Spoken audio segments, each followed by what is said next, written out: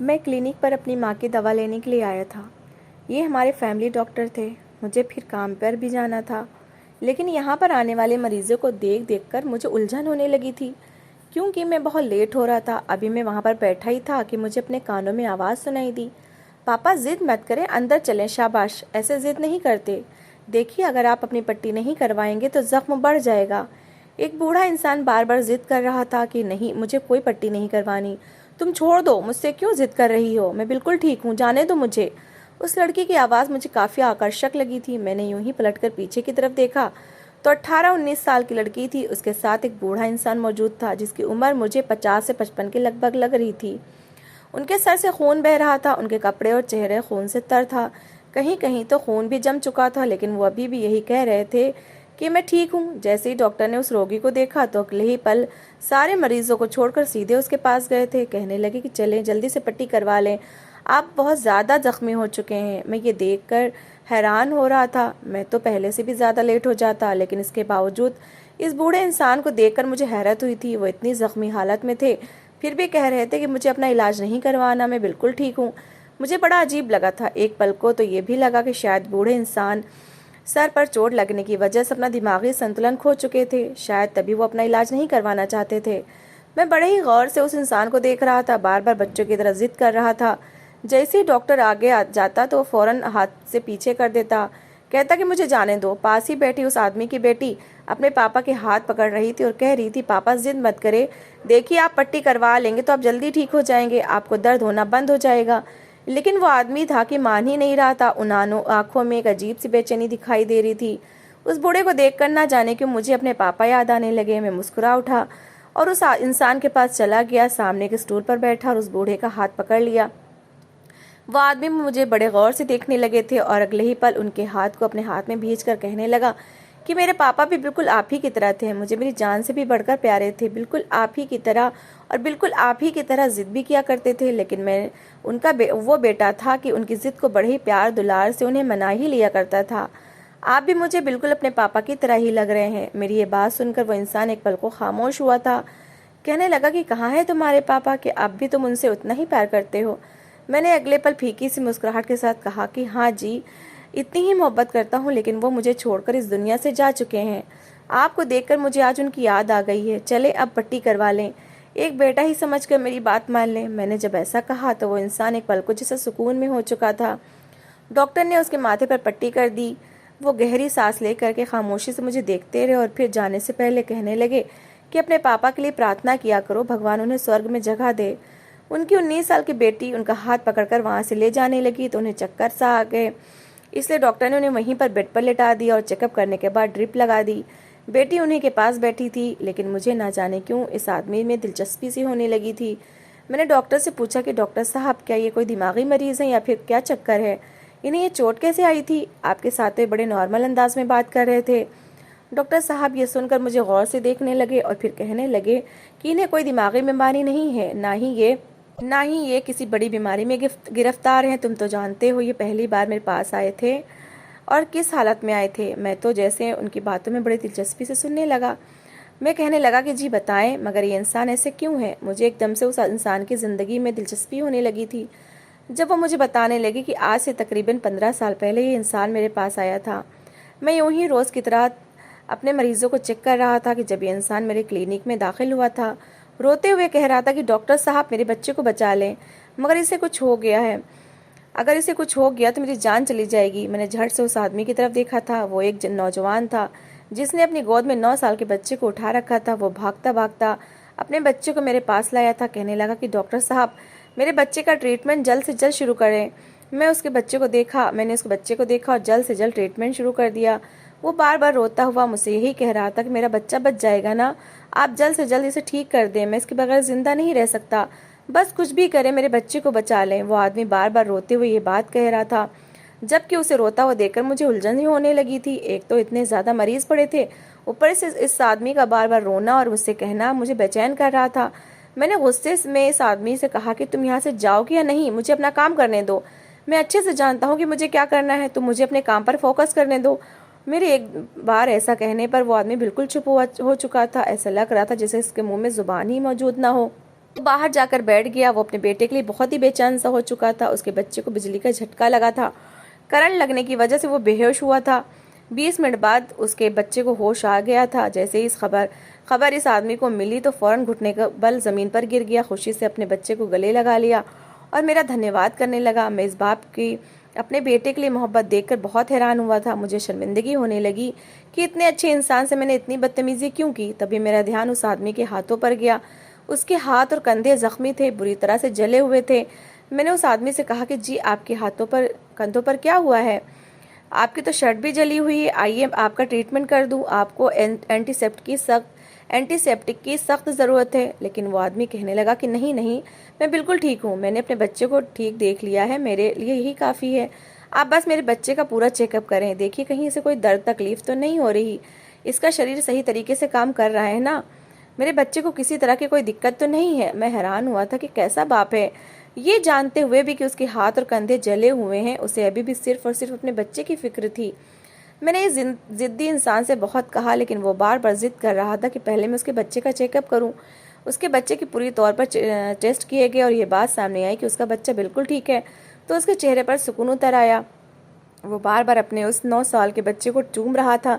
फिर मैंने ज़बरदस्ती उसे अपने पास बिठाया और कहने लगा कि आप इतना ज़ख्मी हैं, आपको अपनी पट्टी करवानी चाहिए। तब जाकर इस आदमी ने अपनी पट्टी करवाना शुरू की थी। मैंने इससे पूछा कि आपके बेटे को तो करंट लगा है, लेकिन आपका हाथ और कंधा कैसे जल गया? मेरी इस बात पर वो आदमी कहने लगा कि दरअसल मेरा बेटा खेल रहा था। खेलते हुए सर्किट ब्रेकर की तरफ गया और वहाँ पर तार से छिड़कानी करने लगा। इसे तो करंट लग चुका था। मुझे कुछ समझ में न आया तो मैं सीधा मीटर के पास गया। मीटर से जाकर मैंने तार खींच दी ताकि पूरे घर की बिजली बंद हो जाए। ऐसा करते हुए मुझे भी करंट लग गया था। मेरा पूरा शरीर करंट की चपेट में था। मुझे लगा था कि शायद मैं भी मर जाऊंगा, लेकिन ये मोहल्ले वाले थे जिन्होंने फौरन लकड़ी का डंडा उठाकर मुझे वहां से अलग किया था। इसके बाद मैं अपने बच्चे को लेकर यहाँ भागा चला आया। उस आदमी का बायां कंधा ठीक से काम नहीं कर रहा था। ऐसा लग रहा था जैसे बिजली के झटके की वजह से उनके कंधे में थोड़ी प्रॉब्लम आ गई है। मैंने उनको एक सिरप भी लिख कर दिया। तभी मेरी नज़र उनके पैर की तरफ पड़ी थी। पैर को उठाकर देखा तो वहाँ पर मिट्टी तो लगी थी, लेकिन इस मिट्टी में जो चीज़ मुझे दिखाई दी वो मेरा दिल दहला चुकी थी, क्योंकि उनके पैर में एक कील चुभ चुकी थी और वो कील इतनी गहराई में चुभी थी कि पूरे ही पैर में धंस चुकी थी। उस कील को देखकर मैंने उनसे पूछा कि आपके पैर में कील कैसे चुभी है? आपको दर्द महसूस नहीं हो रहा? मगर उनके चेहरे पर तो इत्मीनान था। कहने लगे कि नहीं नहीं, बस हड़बड़ी में बेटे को उठाकर अस्पताल की तरफ भागा। होश ही नहीं रहा कि पैर में चप्पल भी पहनना है। रास्ते में पड़ी हुई कोई कील मेरे पैर में घुस गई थी, लेकिन मुझे बस अपने बेटे को जल्द से जल्द अस्पताल पहुंचाना था। इस आदमी की अपने बेटे के लिए मोहब्बत देखकर मैं तो जैसे हैरान हो गया था। डॉक्टर मुझे सब कुछ बता रहा था और मेरी आंखें भीग चुकी थीं। यकीनन वो एक अच्छा पिता था जिसे अपने बेटे से बहुत मोहब्बत थी, लेकिन हैरत की बात तो ये थी कि आज के दिन इस आदमी का बेटा इसके साथ क्यों नहीं आया था। मैंने डॉक्टर से इस बारे में भी बात की कि आखिर क्या बात है, क्या इस आदमी का बेटा किसी दूसरे देश में है या फिर काम पर है। फिर काम पर था, उसके पिता के सर पर यह चोट कैसे आई? इस बात को सुनना था कि डॉक्टर ने गहरी सांस ली और कहने लगा कि दरअसल ये आदमी तीसरी बार मेरे पास आया है। इसके सर पर चोट पहुंचाने वाला कोई और नहीं बल्कि इसका वही बेटा है। मुझ पर तो जैसे किसी ने पहाड़ तोड़ दिया था। मुझे अपना शरीर सुन्न होता हुआ लगने लगा। ऐसा लगा जैसे शायद मैंने कुछ गलत सुना हो। मैंने हैरत से डॉक्टर को देखा और बोला कि ये आप क्या कह रहे हैं? ऐसा कैसे हो सकता है? भला इतने प्यार मोहब्बत के बावजूद कोई बेटा अपने बाप के साथ ऐसा कैसे कर सकता है? मैं तो जितना हैरान होता उतना कम था। एकदम ही मेरे मुंह से उस बेटे के लिए कठोर शब्द निकलने लगे। अरे कैसा घटिया आदमी है जो अपने बाप के साथ इस तरह का व्यवहार कर रहा है।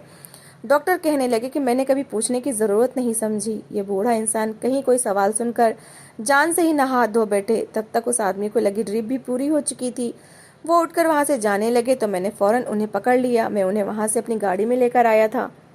उनकी बेटी भी पिछली सीट पर बैठ चुकी थी। मैं उस आदमी से कहने लगा कि आपके साथ ये सब कुछ क्यों हुआ है? शायद मेरे प्यार और नेचर में इन्हें कुछ इंसानियत दिखाई देने लगी थी। वो कहने लगे बेटा बस कुछ नहीं, मेरा बेटा है ना, मुझसे बहुत प्यार करता है, मैं तो उस पर जान देता हूँ। दरअसल बात कुछ ऐसी है कि उसे गुस्सा बड़ी जल्दी आ जाता है और गुस्से में उसे कुछ समझ नहीं आता। बस उसने लोहे का रॉड फेंका तो दूसरी तरफ मैं था और वो आकर मुझे लग गया। मेरा बेटा मुझसे बहुत प्यार करता है। वो आदमी बार बार यही बात रिपीट कर रहा था, जबकि मैं हैरत से उस इंसान को देख रहा था। उसकी आंखों से आंसू भी बह रहे थे, लेकिन फिर भी होठों पर मुस्कुराहट थी। पिछली सीट पर बैठी उस इंसान की बेटी फूट फूट कर रोने लगी। शायद उसे भी एक सहारा मिल चुका था। उसने रोकर मुझे जो कुछ बताया मेरी तो आत्मा काँप कर रह चुकी थी। रोते हुए कहने लगी कि मेरा भाई बहुत अच्छा था, सबसे प्यार करता था। मेरी माँ का देहांत अभी कुछ साल पहले ही हो चुका है, शुक्र है कि वो मर गई। अगर भाई की असलियत उन्हें पता चलती तो वो तो जीते जी ही मर जाती। मेरा भाई शुरू से ऐसा नहीं था, बल्कि सबसे बहुत प्यार मोहब्बत से रहता था। लेकिन फिर जहाँ पर वो नौकरी करता था वहाँ पर उसे एक लड़की पसंद आ गई। लड़की बड़ी मॉडर्न और आजकल के ज़माने की निकली।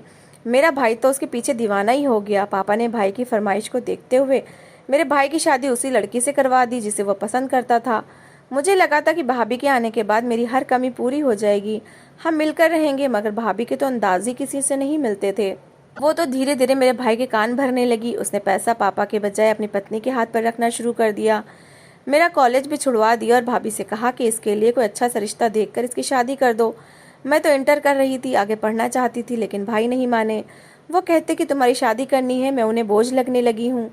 पापा से भी उन्होंने बात करना बंद कर दी। खुद वो बाहर भाभी के साथ घूमने फिरने चले जाते और मेरे पापा सारी सारी रात जागकर उनका इंतज़ार करते रहते कि बेटा कब वापस आए। शायद ही कोई बाप आज तक ऐसा होगा जो बेटे के आने पर खुद उठकर उसे पानी का गिलास देता हो।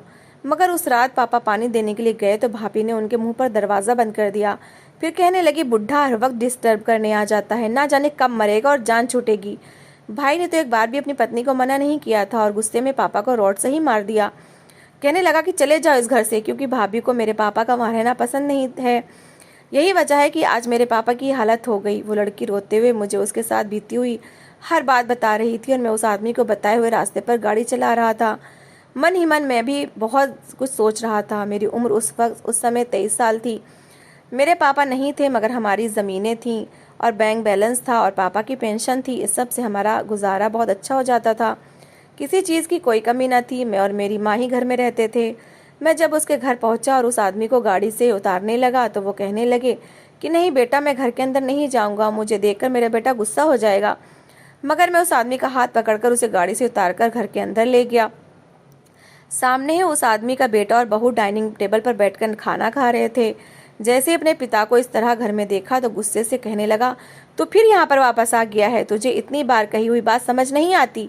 कह तो दिया है कि चला जा यहाँ से, मुझे और मेरी पत्नी के साथ सुकून से जीवन गुजारने दे। नहीं उठाए जाते मुझसे तुम्हारे खर्चे। इतना सुनना था कि मैं आगे बढ़ा और एक जोर का थप्पड़ उस आदमी के बेटे के मुंह पर मार दिया। इसके बाद तो कई थप्पड़ उसके मुंह पर मार दिए और कहने लगा कि कैसा घटिया इंसान है तू, जो अपने बाप के साथ ऐसे बदतमीजी से बात कर रहा है। भगवान तुम्हें कहीं का नहीं छोड़ेगा। अरे तुम्हें शर्म नहीं आती अपने पिता के साथ इस तरह की भाषा का इस्तेमाल करते हुए? अरे वो बाप है तुम्हारा जिसने तुम्हारी खातिर क्या कुछ नहीं किया। देखो अपने पिता को, तुम्हारी ऐसी ही हरकतों की वजह से इनकी क्या हालत हो गई है। तुम कहते हो कि क्या किया है तुम्हारे पिता ने तुम्हारे लिए।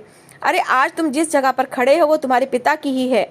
तुम मर चुके होते अगर ये कुछ देर जमीन पर बैठकर अपने पैर में चुभी हुई वो कील निकालने लगते जो उनके पैर में घुस चुकी थी। नंगे पैर थे, तुम्हें अस्पताल लेकर गए थे। जब तुम करंट से मरने वाले थे, तुम्हें बचाने के लिए उन्होंने अपने कंधे और हाथ जला दिए।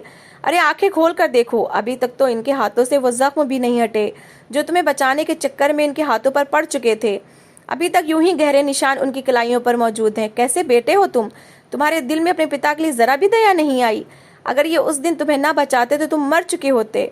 मैं उस आदमी के बेटे को डांट रहा था, उसे उसकी गलती का एहसास दिला रहा था, लेकिन उस आदमी को यह भी गवारा नहीं था। वो उल्टा मुझे अपने बेटे से दूर करके कहने लगा, क्यों डांटा मेरे बेटे को? मेरा बेटा बहुत अच्छा है, मैं इसके खिलाफ कोई बात नहीं सुन सकता। जो कुछ करता है उसे करने दो। मैं अच्छे से जानता हूँ मेरा बेटा कभी भी मेरे साथ गलत नहीं कर सकता। अरे सच ही तो कहता है, इसकी पत्नी के कल को बच्चे होंगे। मेरा कब तक ये मेरा और मेरी बेटी का खर्च उठाएगा? तुम मेरे बेटे को गलत मत कहो। अगर उस इंसान को ज़रा भी शर्म नहीं आई थी। उसने अपने पिता को धक्के देकर घर से निकाल दिया और अपनी बहन से भी सारे रिश्ते ख़त्म कर लिए। वो बूढ़ा आदमी वहीं दरवाजे के बाहर बैठ चुका था। कहने लगा कि ए लड़के, तुम यहाँ से चले जाओ। देखना अभी मेरे बेटे को गुस्सा ठंडा होगा तो मुझे घर के अंदर बुला लेगा। वो अपनी बेटी को अपने सीने से लगाए वही गली में ही बैठ गया था। ये दृश्य मुझसे अब और नहीं देखा गया। मैंने उस बूढ़े आदमी को और उसकी बेटी को अपनी गाड़ी में बैठने का कहा और उन्हें अपने घर ले आया। उनको अपने गेस्ट रूम में बैठा चुका था। वो आदमी अभी भी बुखार से तप रहा था और रो रो कर बार बार पागलों की तरह एक ही बात रिपीट कर रहा था कि मेरा बेटा बिल्कुल ठीक हो जाएगा, मुझे यहाँ आकर ले जाएगा। वो तो मुझसे बहुत प्यार करता है। अरे इन हाथों से मैंने उसे बड़ा किया था। मेरी माँ अपने घर में ये आवाज़ सुनकर थोड़ी घबरा सी गई थी। उनके सर में बहुत दर्द था। उन्हें अक्सर माइग्रेन के दौरे पड़ते थे और मैं अभी उन्हीं की दवा लेने गया था, लेकिन मुझे काफ़ी देर हो चुकी थी। मैंने अपनी माँ को सारी बात से अवगत कराया तो वो भी मुझे सराहने लगी, कहने लगी, बेटा तुमने बहुत अच्छा किया जो इन्हें अपने घर ले आए। मैंने उस आदमी के लिए भी दवा ली थी, उसकी बेटी ने भी उसे दवा दी। वो लड़की भी लगातार रोए जा रही थी, मगर मेरी माँ ने उसे हौसला दिया कि रोने की कोई ज़रूरत नहीं है, तो मुझे बिल्कुल अपनी माँ जैसा समझो, चिंता मत करो, भगवान सब ठीक कर देगा। धीरे धीरे उस आदमी का बुखार उतरा। वो पहले से कुछ ठीक होने लगे थे और हमारा धन्यवाद करने लगे, कहने लगे कि अब यहाँ पर रहने का कोई फ़ायदा नहीं है, हम कहीं भी अपना ठिकाना बसा लेंगे। मगर मेरी माँ कहने लगी कि भाई साहब, आपको कहीं जाने की ज़रूरत नहीं, जब तक आपके बेटे को पछतावा नहीं होता आप हमारे साथ इस घर में रहेंगे। वो मेरी माँ के मुंह बोले भाई बन चुके थे, कहने लगे कि नहीं, तुम लोग मुझे किसी घर में नौकर लगा दो, किसी के घर के काम काज करके मैं अपना गुजारा कर लिया करूँगा, माली बन जाऊँगा या कोई चौकीदारी कर लूँगा। मगर मैं उन्हें रोक चुका था कि आपका एक बेटा बदला है, आप मुझ पर विश्वास करके तो देखें, मैं आपको कभी भी शिकायत का मौका नहीं दूंगा। मेरी माँ ने उनसे बात की और फिर मेरा रिश्ता उनकी बेटी से तय कर दिया। बहुत जल्दी हमारी शादी हो चुकी थी। वो लड़की बड़ी ही अच्छी और सुशील थी, सुंदर भी बहुत थी।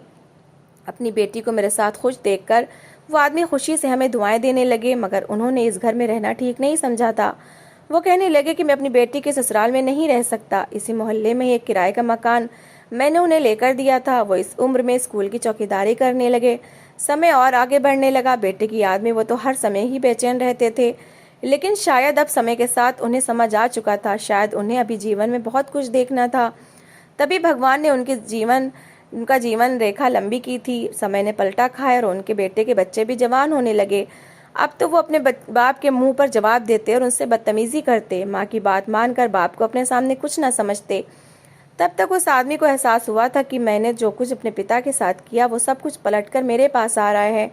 उसे तो पता भी न था कि उसके पिता जिंदा भी हैं कि नहीं।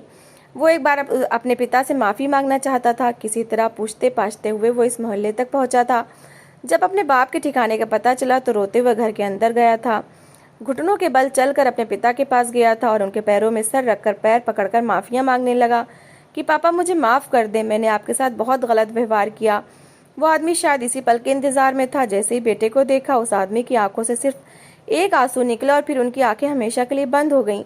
वो भगवान को प्यारे हो चुके थे। बेटा माफिया मांगता रह गया, मगर पिता दिल में कितने ही अरमान लिए इस दुनिया से जा चुका था। मेरी पत्नी तो अपने भाई को धक्के देकर वहां से निकालने लगी थी कि तुम मेरे पिता के कातिल हो। जब तक तुम ना आए वो इसी आस पर जीते रहे कि किसी दिन बेटा मिलने आएगा, लेकिन आज तुमने मेरे बाप की जान ले ली। तो दोस्तों, इस कहानी को लेकर आपकी क्या राय है कमेंट बॉक्स में ज़रूर बताएं, और अगर कहानी अच्छी लगी हो तो प्लीज़ लाइक करें। अगर आपने अभी तक हमारे चैनल को सब्सक्राइब नहीं किया तो ज़रूर कर लीजिए। तो मिलते हैं ऐसी एक मोटिवेशनल कहानी के साथ। Thanks for watching.